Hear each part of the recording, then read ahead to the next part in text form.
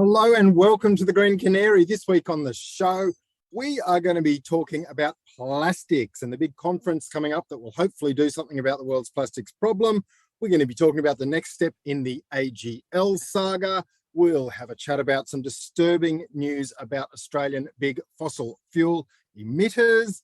There'll be a whole lot more. There may even be some bird noise. I'm coming to you today from my work space in the back of my house where the birds are tweeting. There's a bit of COVID isolation going on. How are you today, Elfy?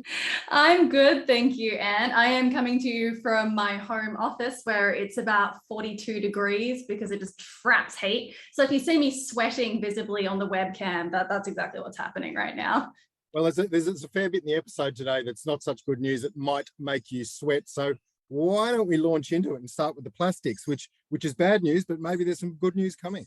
Yeah, absolutely. I feel like this is probably a reason to feel optimistic, which is rarely coming up in our schedule at the moment, let's be totally honest. But basically, we're going to be start by discussing something that we weirdly never touched on before in the podcast, but sort of seems like we probably should have, which is, like you say, plastics. Next week, we're going to see the United Nations Environment Assembly. They're going to be meeting in Nairobi to talk about strengthening global action on things like marine litter, the green recovery, and chemical waste management. So just as a bit of background here, for those of you who may not know, because I sure as hell didn't, the Environment Assembly is sort of like COP, but it's about matters tied to the environment instead of to climate change. So it's the world's highest level decision-making body on the environment, and all UN member states are involved. And all of those environment ministers from all those countries are going to be turning up to the event next week. And this year, plastic is going to be a huge focus, which is fantastic to see. And it's overdue because we don't actually have any specific plastic protocol the way that we've had the Paris Agreement or way back in the day the Kyoto Protocol. There is no plastics protocol. There is no we must limit it to X number of tons or we must do this about waste. There have been vague rules government by government. Now the UN is finally getting together and saying, oh my God, plastic pollution. Some of the stats are mind-blowing. You threw a few at me this week, Elfy. There's a few different sources, but up to 250 million tons are in the ocean.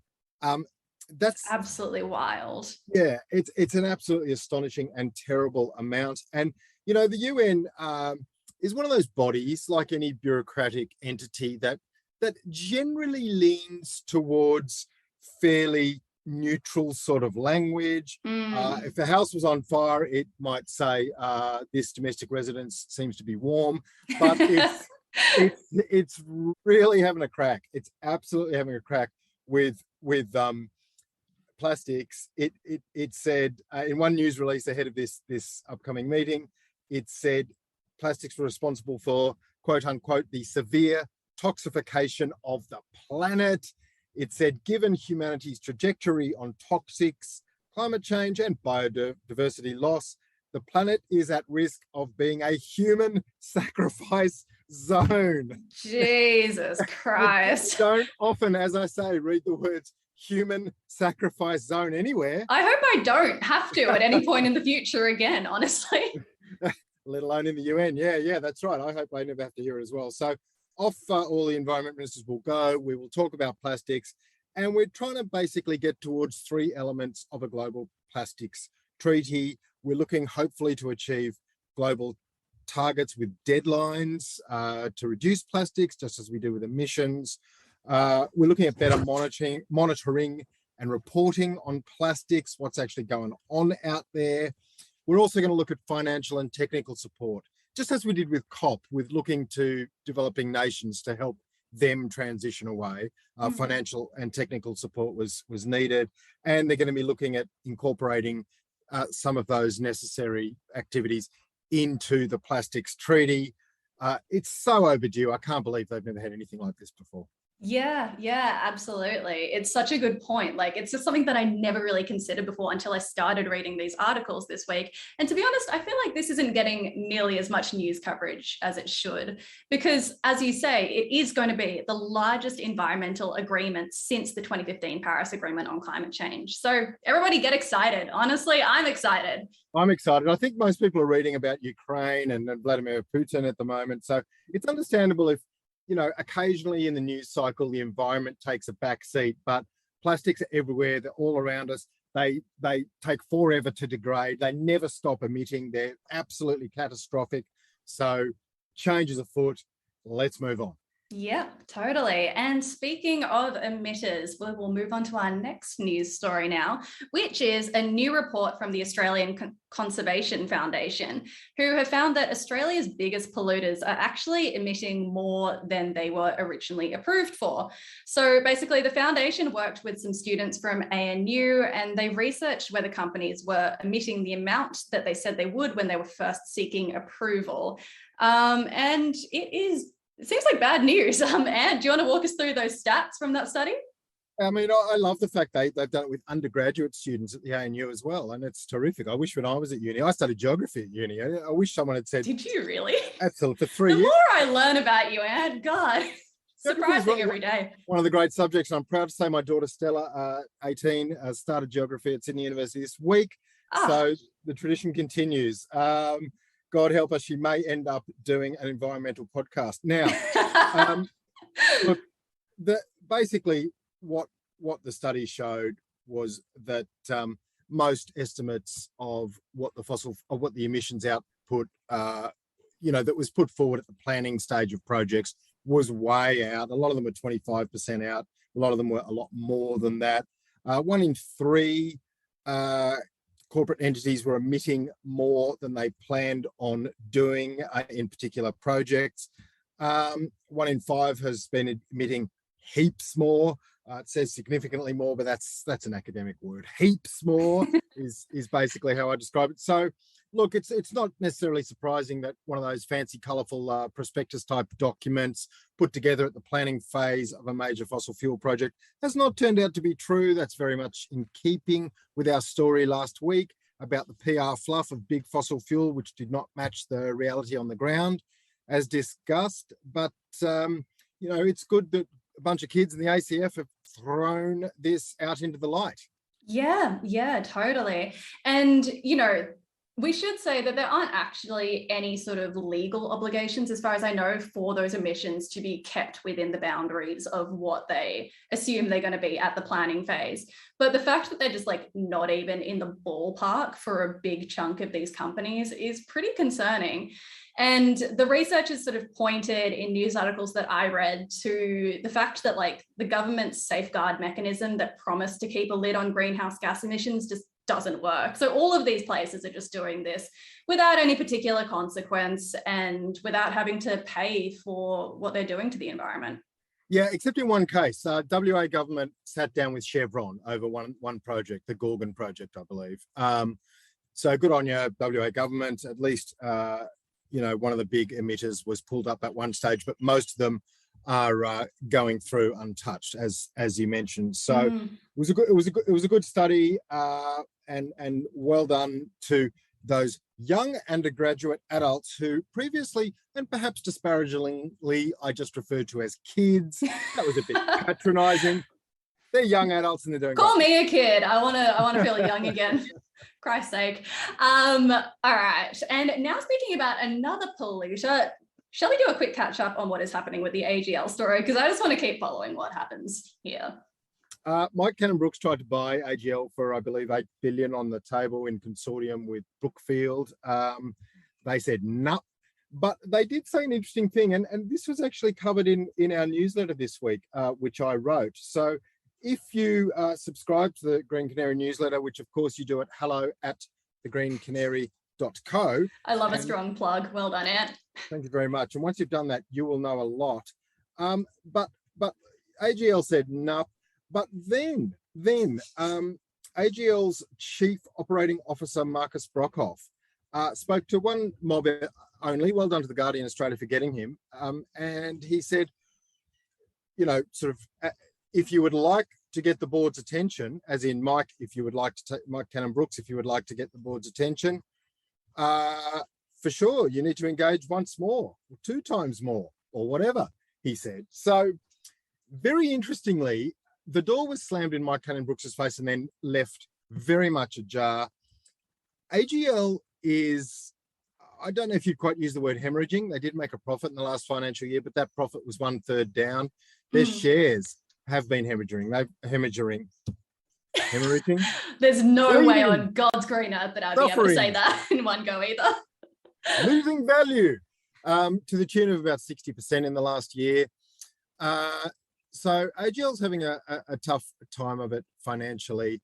And so, you can imagine that the door is ajar. I just want to share with you one quote that I did get from the CEO of AGL. This was in a story with Reuters last year. Mm-hmm.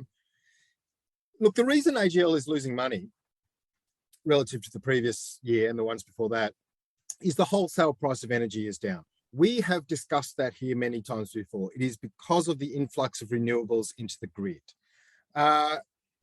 Graham Hunt, who sounds like a terrific bloke, chief executive of AGL, said, yes, wholesale power prices are down. Maybe they'll rebound. Right now, you need to hope so. So, excuse me? Cheering. Yeah, I know. Here's a bloke cheering for power prices to go up so that his shareholders can benefit. I don't think Graham Hunt, CEO of AGL, most people are with you. And I think Mike Cannon-Brookes is going to be circling for a while yet. Yeah, look, we'll keep you all updated on that story because it is so interesting. And honest to God, that quote has made my blood boil. But anywho, we also want to talk this week about an investigation that we saw come out of the ABC. I believe it was on Foreign Correspondent. But basically, this investigation was looking into the industry that's producing cobalt, which is a key metal in the lithium-ion batteries that we need for things like phones and for electric vehicles. But there is an article up on the ABC now titled Blood Cobalt, which I really highly recommend that everybody read, because it looks at the Democratic Republic of the Congo and how cobalt mining is actually unfolding there. So there are obviously huge concerns about the way that it's affecting communities. Big mines in Congo have been accused of corruption, poisoning locals and exploiting Congo's resources without giving them any of the benefit. How did you feel when you were reading this article, Ant? I think to use your phrase, blood boiling from a moment ago would be the way.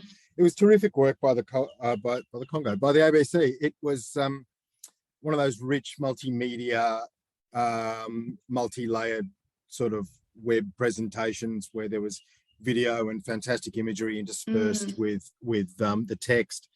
It made me go down a rabbit hole of reading about cobalt, of reading about child exploitation. It's terrible. There are young kids going down these self-dug holes, hauling out 40-kilo bags of ore, 12-year-olds. It's just an appalling situation. It's wonderful reporting by the ABC. And the bottom line for me, Elfy, is we need a tech billionaire, yet another tech billionaire to step in, like on the back of, we just spoke about Cannon-Brookes trying to solve our energy issues. We've got people like Saul Griffith doing that as well. We need a tech billionaire to make a proper, humane cobalt mine because we need cobalt for the rechargeable batteries that Teslas, that phones, that everything is using more and more. Yeah. And God, it's such a devastating read. Like you said, the multimedia aspect really does immerse you in that story on the website. But, I think it's really interesting because I don't want there to be this sort of false dichotomy that we have in our heads between a greener future and acting ethically towards our fellow man. I think that it's really important for us to recognize the human toll in these global supply chains, especially because we're so keen on acting more environmentally friendly. We actually have to consider how that affects other people and our impact on other communities around the world while we do so. Absolutely, we do, and that as I say is perhaps where someone can step in and enable that. But look, it's just worth sharing what makes cobalt so special. Again, this is from the same ABC story.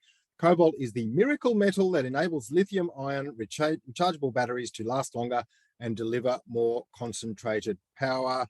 In the global drive towards decarbonisation, cobalt is the, italics, the critical metal.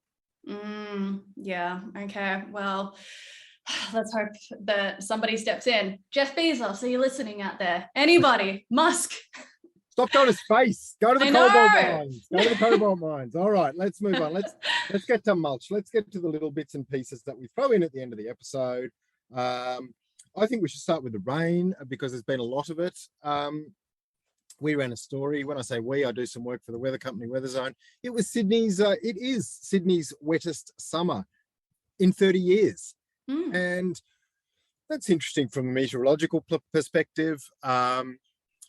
I mean, the whole East Coast's been soggy because of La Nina. Why are we mentioning it in an environmental podcast? I mean, it's happening out there in the environment. The key question, is it a climate change thing? I think the official line goes something like this, Elfy. We know that weather will still be weather, whether it's a degree warmer or not, but it is more likely that extreme weather will be more extreme. It is more likely as the world warms. We know the atmosphere's moisture carrying capacity rises. With that, more intense rainfall is more likely. And I just want to chuck one more fact at you and at the listeners. Normally in a La Nina and in any wet summer, you have lower temperatures than normal. Obvious. Sun not out, not as hot. Sydney was in January, when it was extremely wet, more than a degree warmer by day and by night than average. So that is an incredibly strong pointer to the underlying warming trend that you'd have, rain on something like 22 of the 31 days of January and still have above average temperatures. So wow. It's soggy and there's a story. Yeah, absolutely. And I dread to think of what will happen when the rain stops, honestly. All right. So my study that I'm bringing to you this week. So I'm starting with kind of a grim one, but you got to give me a second to talk about it because climate change and mental health really interests me. I have always been fascinated by the way that rising temperatures seem to affect our psychology. And there was a study published in the Journal of the American Medical Association this week that looked at how hotter days during summer are related to mental health crises. So they found that across the United States, hotter days were associated with a higher number of emergency department visits for any mental health related condition. So that's particularly substance abuse, but it also includes anxiety, stress disorders, and mood disorders. So I've been following this sort of research for a little while, and this is the biggest study that's ever looked at the effects of extreme heat on mental health. And it shows us not only that that is genuinely really worrying for our futures, but it's also there's a critical gap in our understanding of how this will continue to affect us. And I'm really keen to keep reading studies about this, honestly. I mean, it happens in the immediate term. People, as you mentioned in the studies, are now starting to be stressed and have all sorts of mental health issues around climate change. It happens in the long term as well. It sort of lurks in the background, like as people see, especially people who live in rural areas, how am I going to farm here in the future? What am I going to do? I read a story about Siberia where there are some large cities in Siberia and they're all built on the permafrost, and the permafrost is melting. You're talking about cities of 300,000 people like Yakutsk in Siberia, that could suddenly be on unstable ground. There is so much stress associated with climate change. So it's good to see these sort of studies being done now. Yeah. And all right, I'm going to round this out on another study, which has to do with face mask pollution, which is, and the biggest bee in your bonnet, as far as I can tell, because every time we bring this up, you shake your head and you get really mad about it. But this is another penguin story. And we're talking about the Phillip Island little penguins, I believe.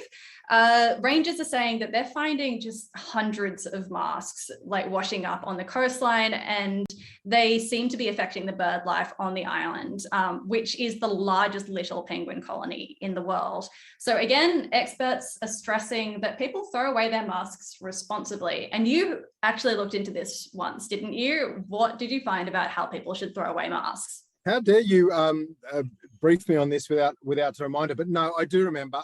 snip, snip, snip, snip Yeah. the loops. Snip the loops, because they are what are getting trapped around penguin beaks or flippers or wherever. They're getting trapped all over the place. So please, people, don't leave them on the ground, number one. But two, give them the snip. Perfect. I mean, it does sound like we want to circumcise penguins when you say give them the snip. That is not what we're advocating for. Do it to your masks. All right. So before we wrap up the episode, as always, we would like to acknowledge the traditional custodians of the land on which we're recording today, the Gadigal people of the Eora Nation. We'd like to pay our respects to their elders past, present, and emerging, as well as extend that respect to any Aboriginal and Torres Strait Islander people here today. But before I hand over to you, Ant, I think that we have to once again plug our social media, because I really want to see people interacting with us a little bit more on Instagram. I'm very lonely over there, I'll be honest. So if you have Instagram and you are listening to this podcast, please make sure that you screenshot us and tag us in your stories at Green Canary Media, or you can tweet us at Green Canary Pod. We're very lonely online, and we just need some love over here. We're a lot less lonely this week, especially on Twitter. We gained almost 200 new followers this week. And so hello to all those of you who are listening to the pod for the first time. Thanks for getting on board. Keep tweeting at us. We'll keep tweeting back. And of course, the last thing is our newsletter, which will come out in the next few days. It covers some of what we've talked about in the pod, plus a whole bunch of other stuff. It's sort of bit of news, bit of vibe, it's the environment newsletter with soul, I like to think, that you need in your inbox. And I assure you, it has absolutely nothing about penguin circumcision in it. All right. Bye, everyone. Great laugh. See you, Elfy. Bye.